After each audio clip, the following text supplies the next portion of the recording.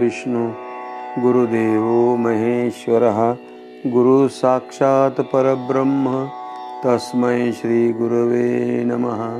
शंकरं शंकराचार्यं केशवं बादरायणं सूत्रभाष्यकृतौ वन्दे भगवन्तौ पुनः पुनः। तेव्हा मित्रांनो, आज मुद्दामून लाईव्ह आलेलो आहे। याचं कारण असं आहे की मी नुकतंच कोरोनाच्या या आजारातून बरा होऊन घरी आलेलो आहे। महत्त्वाची गोष्ट अशी मित्रांनो, माझं जे निरीक्षण किंवा मी जे बघितलं ते भयानक अशा प्रकारची परिस्थिती आहे भारतामध्ये, जगामध्ये सगळीकडेच या महामारीने असा म्हणजे हलकल्लोळ माजवलेला आहे। याच्यात काही शंका नाही मित्रांनो, फार भयानक अशा। मी ज्या दवाखान्यामध्ये ॲडमिट होतो त्या दवाखान्यामध्ये माझ्या शेजारी कोरोनाने एक जणाचा प्राण गेला मित्रांनो। अतिशय श्रीमंत अशा प्रकारची ती व्यक्ती होती आणि सामाजिक कार्यकर्ते होते, फार मोठं समाजातलं कामही त्यांनी केलेलं होतं। एवढं सगळं असूनही आणि श्वासोश्वास वगैरे सगळं त्या ठिकाणी ऑक्सिजन होता, सगळं होतं, पण ते घेता नाही आलं मित्रांनो। खबर नाही जुग में पलकी को जाने कल की, उद्याचं कोणी घेऊन बसले काय सांगता येत नाही। क्षणभंगूर नाही भरवसा, वारे सावध तोडा माया आशा, त्याच्या या ठिकाणी भरोसा नाही मित्रांनो। ही मी स्वतः पाहिलेली गोष्ट आहे मित्रांनो।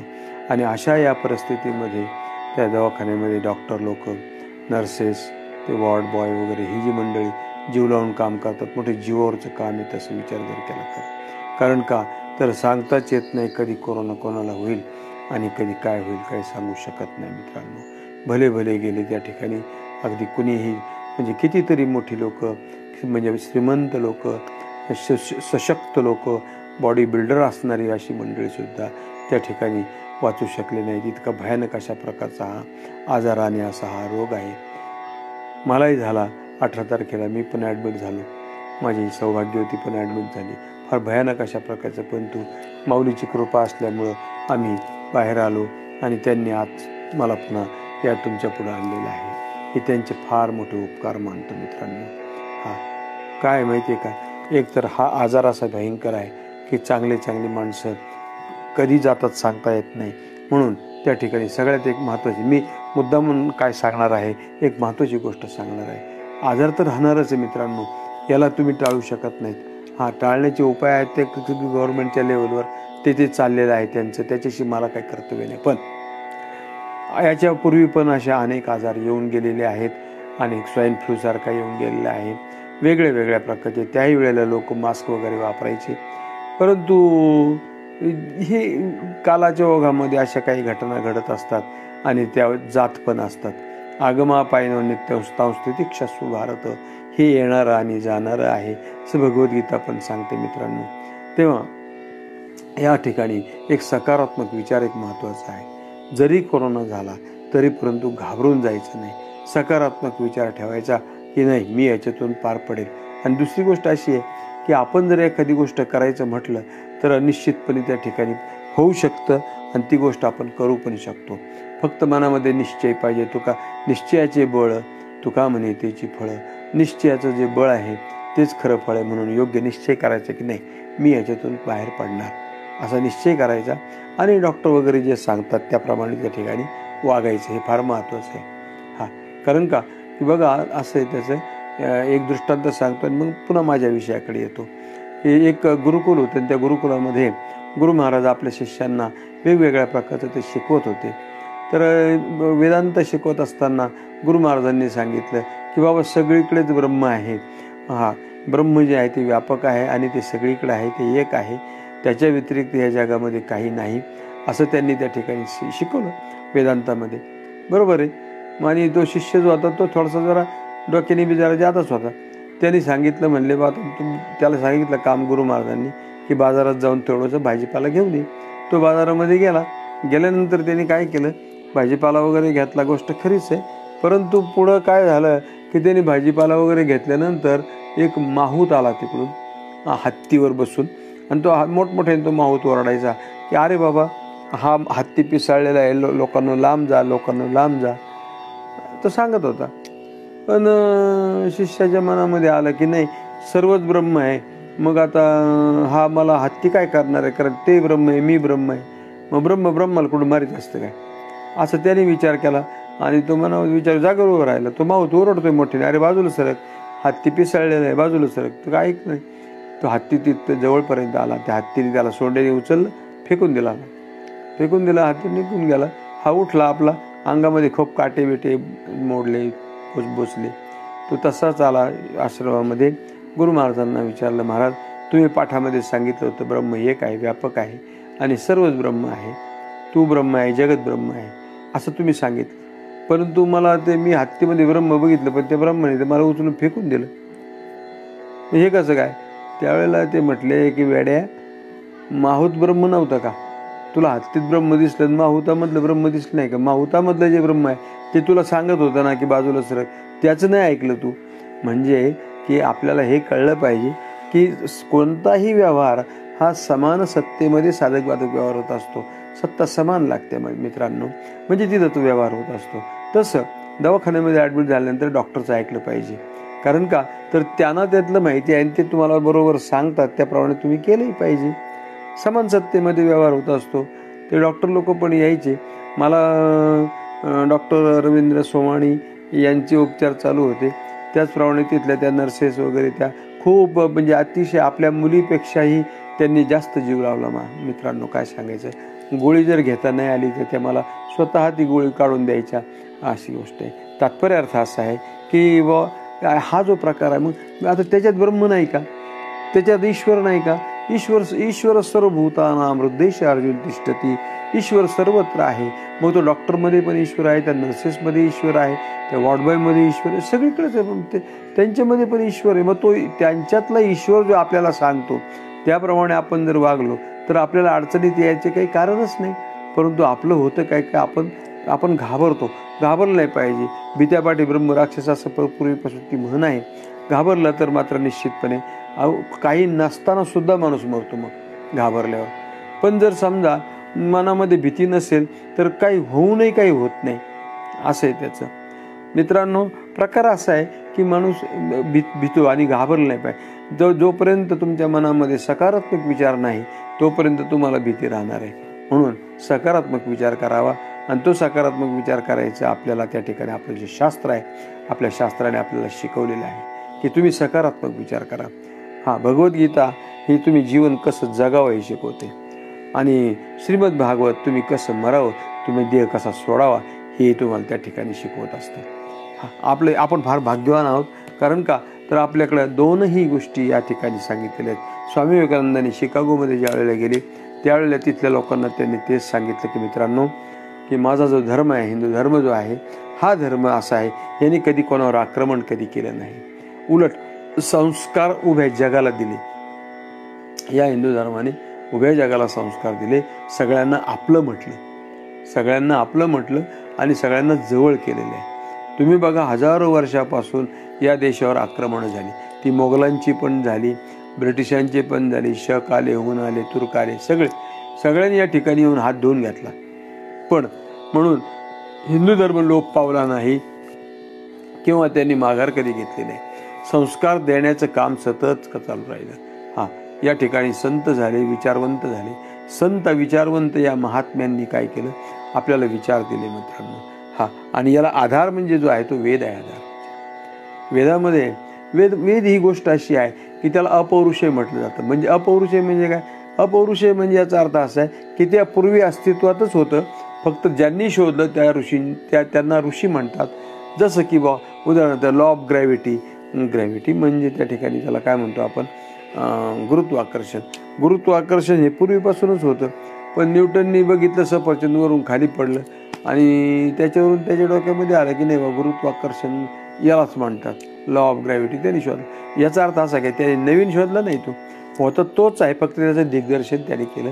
तसंच ऋषीमुनींनी वेदमंत्र जे आहेत किंवा वेदातले जे संशोधन आहे किंवा वेदामधले जे शास्त्र आहे किंवा तत्त्वज्ञान जे आहे ते त्यांनी प्रकाशित केलेले आहे. आणि मित्रांनो त्याचप्रमाणे भगवद्गीता जी आहे ती आपल्याला त्या ठिकाणी जवळजवळ 5,000 वर्षापूर्वी भगवद्गीता या देशामध्ये झाली. या भगवद्गीतेमध्ये अर्जुनासारखा एक धनुर्धर योद्धा एवढा मोठा, परंतु तोही घाबरला होता. सीदंती मम गात्राणी मुखंच परिशुष्यती. मित्रांनो, तो अर्जुन भगवंताला म्हणतो, देवा माझं अंग थरथर कापते, मुखंच परिशुष्यते, माझं तोंड कोरडं पडलंय. या कोरोनामध्ये तोंड कोरडं पडतं महाराज, काय सांगावं तुम्हाला, मी अनुभवलंय, फार भयानक आहे. हा तोंड कोरडं पडतं, टाळूला जीभ चिटकून जाते, काय काय म्हणून होत नसतं, काही होते, मनामध्ये काही पण विचार येतात. परंतु सावध राहिलं पाहिजे. सावध होणे भजनी लागा देव करा करा काही वारी. सावध राहिलं पाहिजे. आणि मग सावध जर राहिलं ना तर मग मात्र धोका होत नाही. अर्जुन त्या ठिकाणी बेसावध झाला, पण अर्जुनाला त्या ठिकाणी घाबरला आणि तो खाली बसला. हा खाली बसल्यानंतर त्याने हातपाय गाळून दिले. हा धनुष्य ते सुद्धा त्याने सोडून दिलं. आणि अशी ज्यावेळेला त्याची परिस्थिती आली त्यावेळी भगवंताने बघितलं त्याच्याकडे, तर हा विकलांग झालेला होता. म्हणून अर्जुनाने विचार केला, याला जर आता खूप प्रेमाने बोललं तर नीट ऐकायचं नाही. म्हणून भगवंताने त्याला त्या ठिकाणी शोचानुशोचस्तम प्रज्ञावादांश वाससी गतासून गतासूंश नानुशोचंती पंडित. अरे अर्जुना, वेड्या, ज्याच्याविषयी शोक करू नये त्याच्याविषयी शोक करतो, आणि बोलताना मात्र मोठा पंडितासारखा बोलतोस म्हणले. अरे विचार कर अर्जुना, तुला जो मोह आहे ना, हा मोह विचित्र आहे. हा मोह ऐन वेळेला झालेला मोह आहे. वास्तविक पाहता ते महाभारतातलं जे युद्ध आहे ते युद्ध भगवंतांनी घडवूनच आणलेलं होतं, कारण का त्याला संपवायचंच होतं. मित्रांनो, निसर्ग आहे. आपण बोलताना कितीतरी लोक असे आहे की ते देव मानत नाही पण निसर्ग मानतात. ते म्हणतात रिसायकल बिन किंवा सायकल आहे, हे असं फिरतं राहणार आहे, चक्र राहणारच आहे. मित्रांनो, याच्यापूर्वी बी प्रलय काळ आलेला आहे, अनेक वेळा प्रलय झालेला आहे.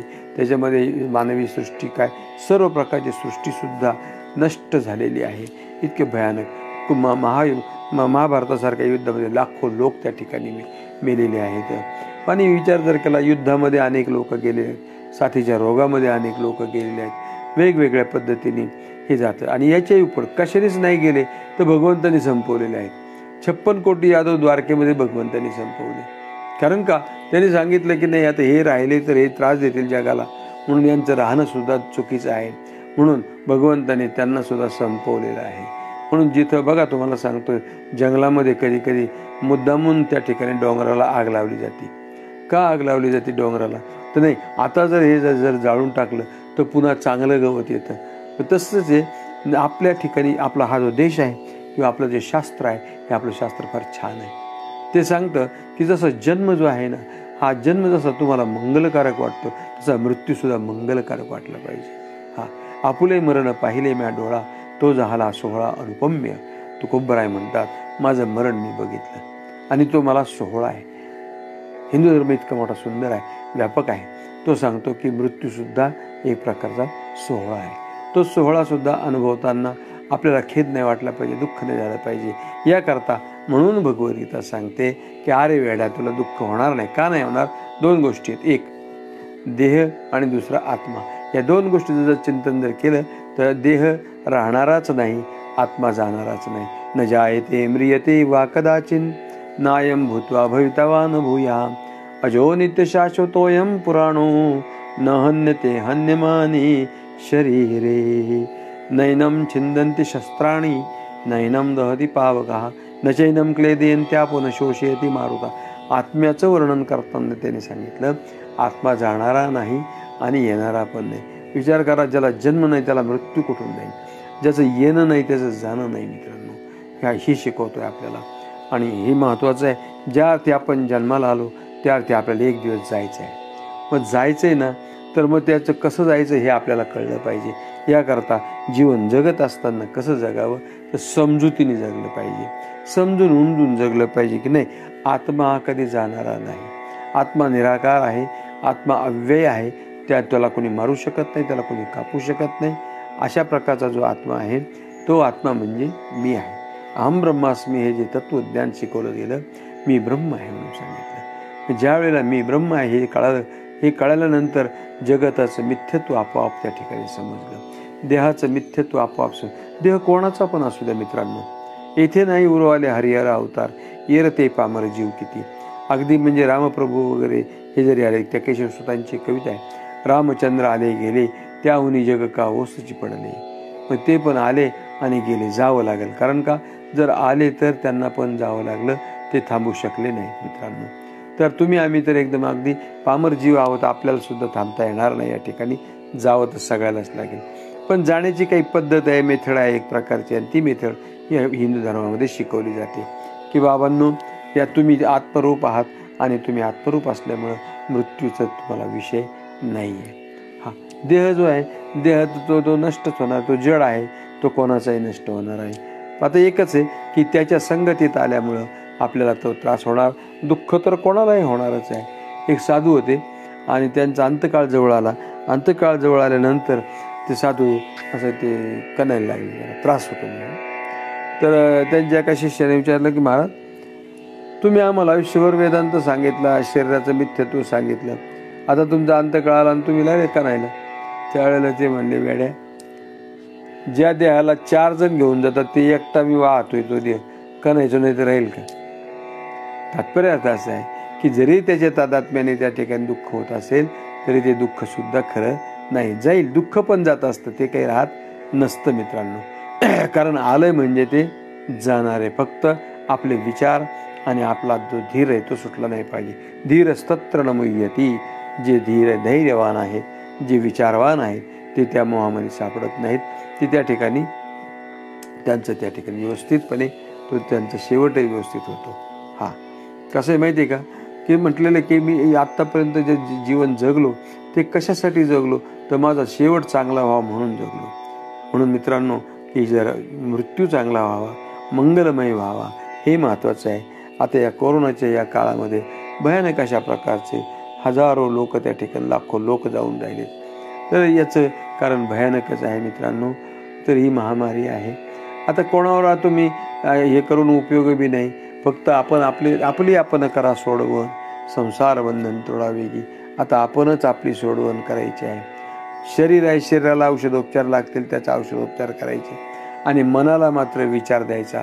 कारण मन विचाराने सशक्त बनलं की त्या औषधाला पण दाद देतं आणि आपोआप त्या ठिकाणी तो आजारसुद्धा पळून जातो मित्रांनो. एवढं त्याच्यामध्ये घाबरून घ्यायचं काही कारण नाही. फक्त होतं काय की अनेक लोक असे आहेत की बहुतेक भीतीने जास्त जातात, भीतीने जास्त त्या ठिकाणी जातात. त्यांना वाटतं आता माझं काय करणं, मला प्राणवायू आहे, ऑक्सिजन लावला, व्हेंटिलेटर लावलं, कुठं काय लावलं, बॅकपॅक लावला, असं सगळं त्या ठिकाणी होतं.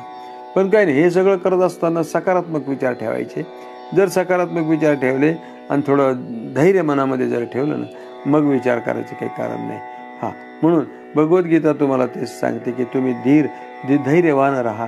अर्जुनाला त्या ठिकाणी एवढा अर्जुन हातपाय गाळून बसला होता. याच्यावर पुढे सांगतो की अर्जुन म्हटला होता, मी भिक्षा मागेल, मी पळून जातो इथून, या युद्धामध्ये मी भगवंताने त्याला थांबवलं. नाही वेडा आहे का तू?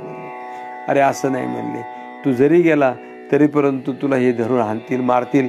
आणि म्हणून अर्जुनाला 11व्या अध्यायामध्ये ज्या वेळेला विराट स्वरूपाचं दर्शन दाखवलं, त्या याच्यामध्ये दाखवलं की बघा, ही सगळं सृष्टी जी आहे त्या सृष्टीचा चालक मी आहे. त्या सृष्टीचा स्थित्यंतर किंवा त्या ठिकाणी स्थिती किंवा त्या ठिकाणी क्षेम, योग, क्षेम आणि वृद्धी, या सर्व गोष्टी मी करतो. आणि शेवट या सृष्टीला नष्ट पण मीच करतो. अगदी भगवंताचे त्या ठिकाणी सगळ्यांना मारताना त्या विराट दर्शनामध्ये दाखवलं. दुर्योधनादिक वगैरे सगळे गेलेले दाखवलं. अगदी धर्मराज वगैरे ते सुद्धा त्याच्यातून सुटलं नाही कुणी. तात्पर्य अर्थ असा आहे मित्रांनो की जीवन जगत असताना आपल्याला काय करायचं, तर विचारावर जगायचं.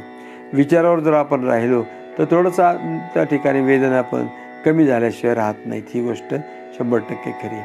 आणि भागवतही तुम्हाला ते सांगतो की देह सोडायचा कसा. विचार करा, राजा परीक्षितला काचेच्या महालामध्ये ठेवलं होतं, पण मृत्यूने त्याला तिथेही सोडलं नाही. साध्या बोराच्या याच्यामध्ये आळीचं रूप धारण करून तो मृत्यू, तो तक्षक तिथपर्यंत त्या काचेच्या घरामध्ये, त्या महालामध्ये पोचला आणि राजा परीक्षितला त्या ठिकाणी त्याने दंश केला.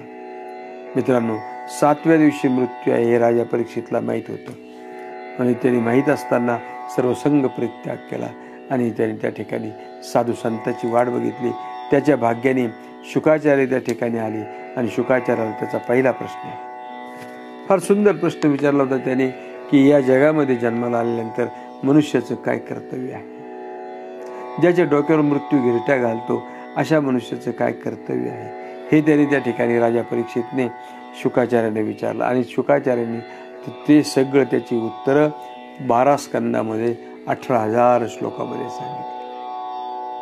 मित्रांनो, त्याला हेच सांगितलं राजा परीक्षितला की राजा, देह खरा नाहीये, देह आधी काय खरा, देह संबंधी पसारा, बुजगावणे चोरा, रक्षण असे भासत असे. अरे शरीर का मिळाला, शरीराची या गावा, जया लागे आले पांडवा, तो कार्यार्थ आगवा सांडोनिया. आपण या शरीराला आलोच कशासाठी, तर आपण शरीराला आलो ते एवढ्यासाठी आलो की आपल्याला मुक्त व्हायचं या शरीरामधून. या शरीराच्या द्वारा, या शरीराच्या माध्यमातून आपल्याला काय करायचं, तर मोक्ष संपादन करायचं. म्हणजे त्याला मोक्ष संपादन करायचं जर असेल तर त्याकरता काय करावं लागेल, ज्ञान लागेल. ज्ञानाशिवाय मोक्ष मिळत नाही. नाही ज्ञानेन सदृशम पवित्रमेव विद्यते, ज्ञानादेव तु कैवल्यम, ज्ञानानेच कैवल्य प्राप्त होतं, इतर कशानेही नाही. म्हणून ते ज्ञान अत्यंत महत्त्वाचं आहे. कोणचं ज्ञान, त्याचं नाव आहे आत्मज्ञान, ब्रह्मज्ञान. हे महत्त्वाचं आहे. आणि हे जर एकदा कळालं ना तर मग मात्र दुःख पण होत नाही मित्रांनो. म्हणजे दुःख होत नाही असं नाही, दुःख येतं पण ते सहन करण्याची शक्ती पण येते मित्रांनो. दुःख सहन करण्याची शक्ती सुद्धा येते. आता बघा कोरोनामध्ये कसं आहे माहिती आहे का, ती लस त्यांनी सुरू केलेली, लस जर घेतली ना तर ज्याने पहिली लस किंवा दुसरी लस ज्याने घेतलेली आहे त्याला कोरोना जरी झाला तरी एवढ्या वेदना त्याला होत नाहीत, त्याची तीव्रता कमी होती असे शास्त्रज्ञ सांगतात. मी पण पहिली लस घेतली होती, कदाचित त्याच्यामुळे मला त्या ठिकाणी जास्त त्रास झाला नसावा असंही मला वाटतं. तेव्हा मित्रांनो, तात्पर्य अर्थ असा आहे की ज्याच्या ठिकाणी विचार आहे त्याला त्या ठिकाणी मग विचाराने त्या देहाचं दुःख जरी झालं तरी परंतु त्याचं काही वाटत नाही. का वाटत नाही, याचं एकमेव कारण की आपल्याला माहिती आहे की देह मिथ्या आहे आणि मिथ्या देहाचं दुःख सुद्धा मिथ्याच राहणार. पण सहन करण्याची शक्ती येते. परमार्थ काय करतो, तुम्हाला दुःख दूर करीत नाही, तुमचा मृत्यू दूर करीत नाही. मग काय करतो, तर परमार्थ एक गोष्ट करतो, ते म्हणजे तुम्हाला त्या ठिकाणी दुःख सहन करण्याची शक्ती देतो. मित्रांनो, आज आपल्याला ते दुःख सहन करण्याची शक्तीचीच खरं गरज आहे, बाकी कशाची गरज नाही. कारण का, कोरोना घराघरात कोरोना पोहोचल्यासारखी अवस्था आहे सध्याला, अतिशय वाईट आहे. म्हणून प्रत्येकाच्या ठिकाणी थोडा विचारही आवश्यक आहे. आणि विचार, विहार, आहार मित्रांनो, या सगळ्या गोष्टी अत्यंत आवश्यक आहे. ज्याच्या ठिकाणी विचार आहे ना त्याला त्या ठिकाणी तो त्रास होणार नाही मित्रांनो. म्हणून तात्पर्य अर्थ असा आहे, भगवद्गीता सांगते की तुम्ही कसं जगा, तर कर्मण्येव अधिकारस्ते मा फलेषु कदाचन. कर्म कर पण तू कर्माच्या फलाची अपेक्षा तू धरू नको. सगळ्यात मी केलं असं म्हणू नको, मग तुला खेद होणार नाही, मग तुला दुःख होणार नाही. दुःख का होतं, तर ममत्व ठेवल्यामुळे दुःख होतं. आणि ममत्व ज्याचं सुटलं त्याला दुःख होत नाही मित्रांनो.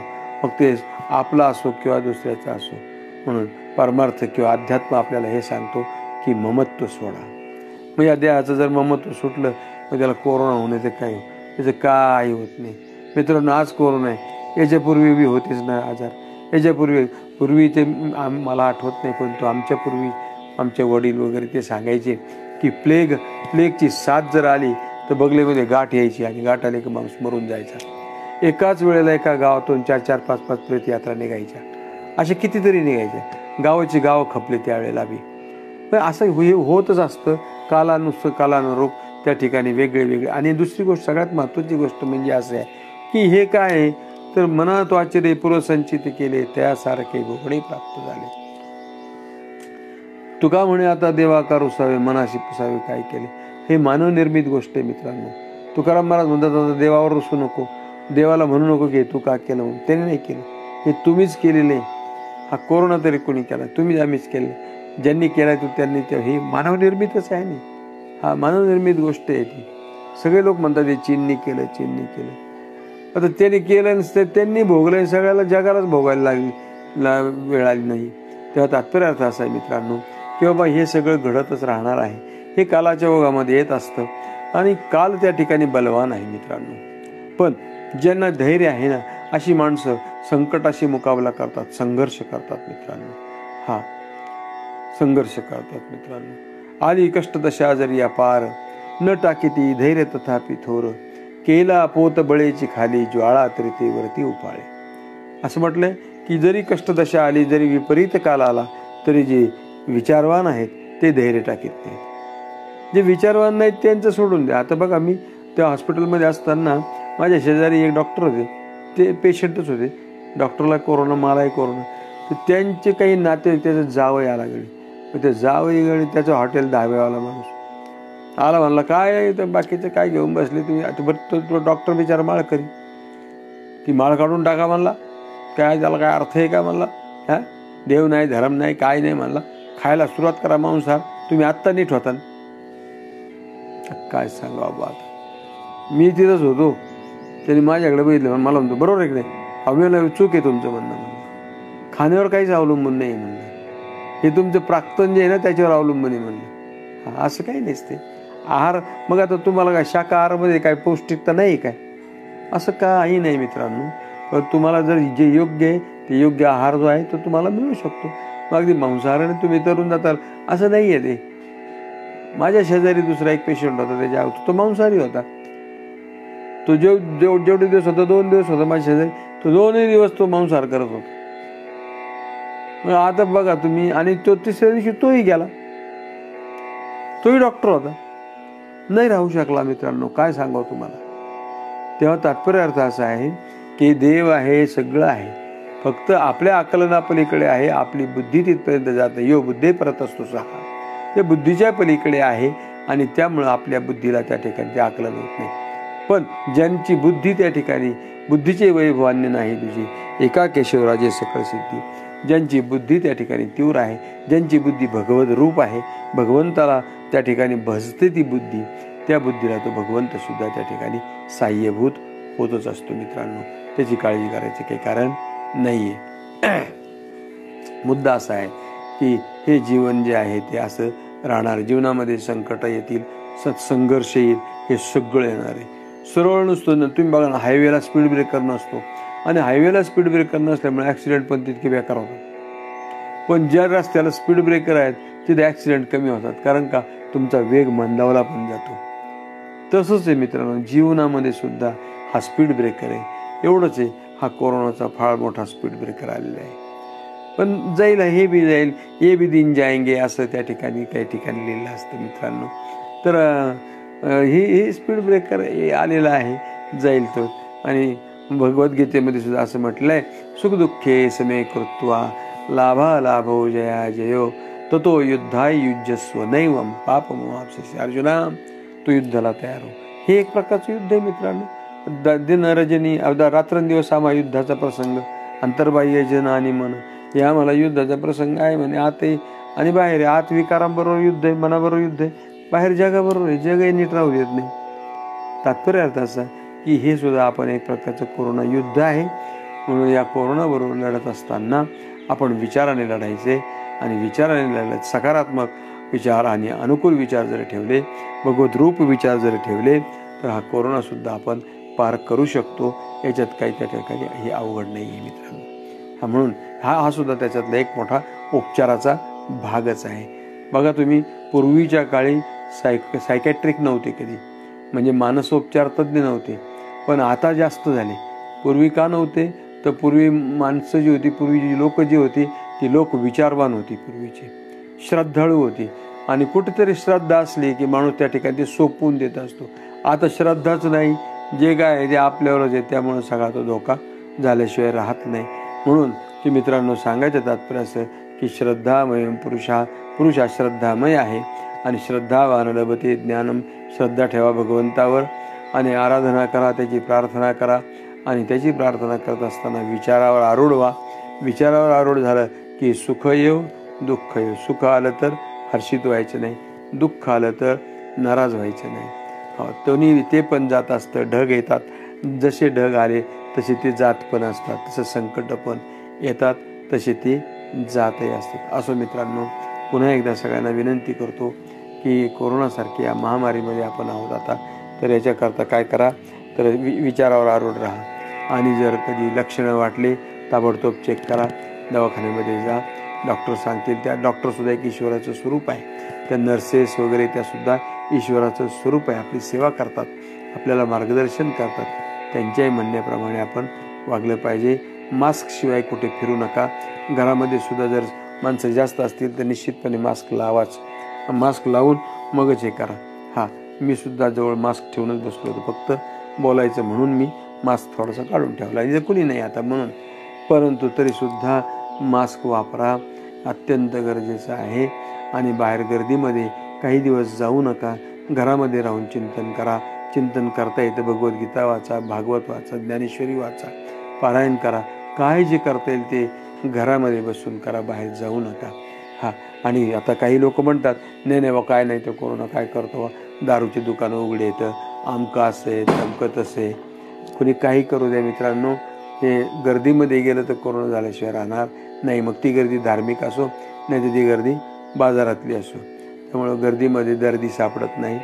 दर्दी जो आहे तो गर्दीमध्ये जातं पण नाही. याच्याकरता म्हणून स्वतःची काळजी घ्या आणि स्वतःची काळजी घेऊन आपण त्या ठिकाणी एवढ्या मोठ्या संकटातून सुद्धा पार होऊ. पुन्हा पुन्हा मी चिंतनाला मधून मी लाईव्ह येणारच आहे. कोणाला काही शंका वाटली तर कमेंट बॉक्समध्ये जरूर विचारा, ते उत्तर देण्याचा निश्चितपणे मी प्रयत्न करीन. पुंडलिक वरदे हरी विठ्ठल. श्री ज्ञानदेव तुकाराम. पंढरीनाथ भगवान की जय. मौली ज्ञानेश्वर महाराज की जय. जगद्गुरु श्री तुकाराम महाराज की जय.